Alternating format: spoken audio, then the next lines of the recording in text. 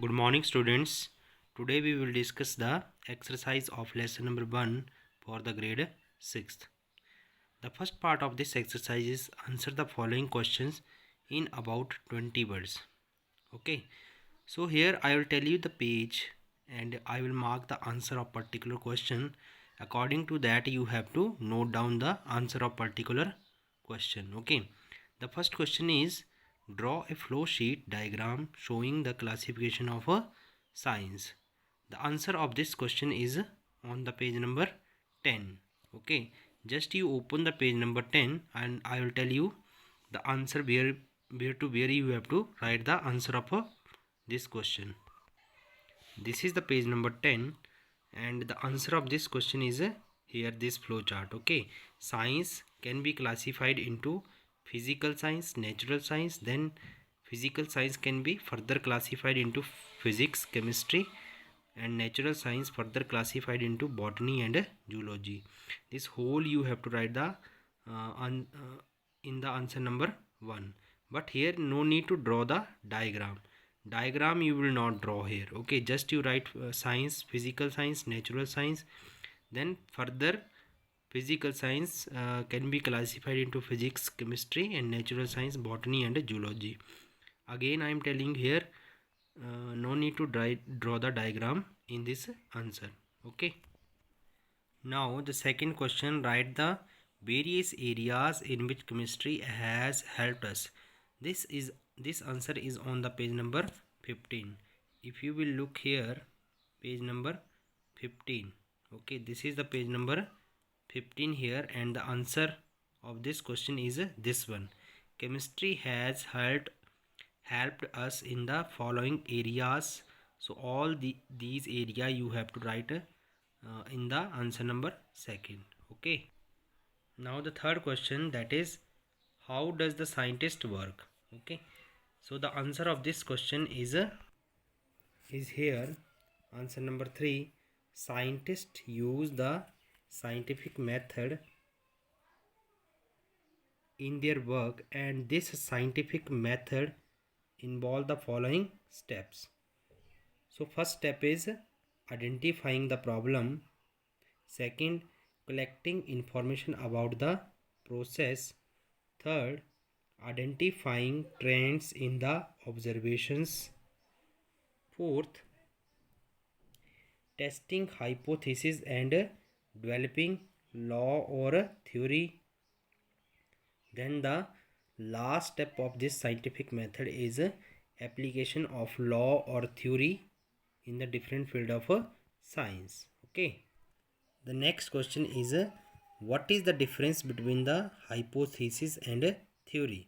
The answer of this question is here I have written, just you note down. Hypothesis, a generalized result obtained after collecting the information from all observation. Okay, that means whenever you are relating the different kind of observations and you will come to the final result. Okay, that final result is known as the hypothesis. What is theory? Any hypothesis which is obtained, okay, if it can explain all the observed effects or observed facts satisfactorily, then it becomes a theory. Okay, so what is the meaning? That a hypothesis is the generalized result, and any hypothesis which can explain the observed effect or facts, that is known as the theory. Okay, this is the answer number 4th. Next, fifth question is what is food preservation? Name a few methods to preserve food. The answer of this question is here. Food preservation is the method through which spoilage of food can be prevented. It means that how to protect, or the method which is used to protect the food to get spoiled, that is known as the food preservation. Few methods to preserve food are by cooling, second by pasteurization, third by heating and canning, and last method is by using the different chemicals. So this is the answer of a fifth question. Now this A part of this exercise is over.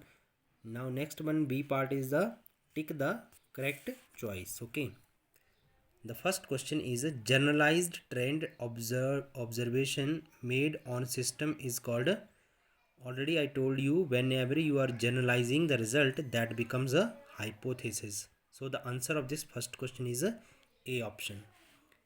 Second, which of the following is not a natural fiber? Silk, you know that natural. Cotton is also natural. Wool is also natural, but rayon is not a natural. So the answer number option B is the correct answer.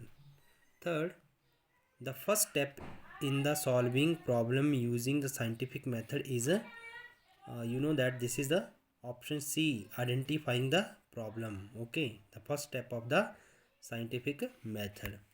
Then next, the scientist who discovered penicillin was the answer of this question is Fleming. Okay, next, C part of this exercise,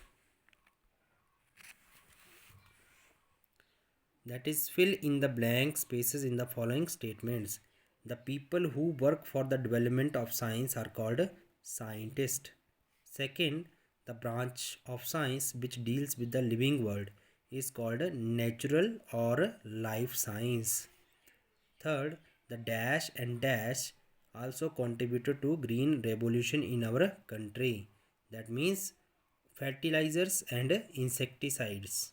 You can write. Fourth, we have been able to eradicate dash and dash with the help of medicines and drugs. So here you can write any two diseases name.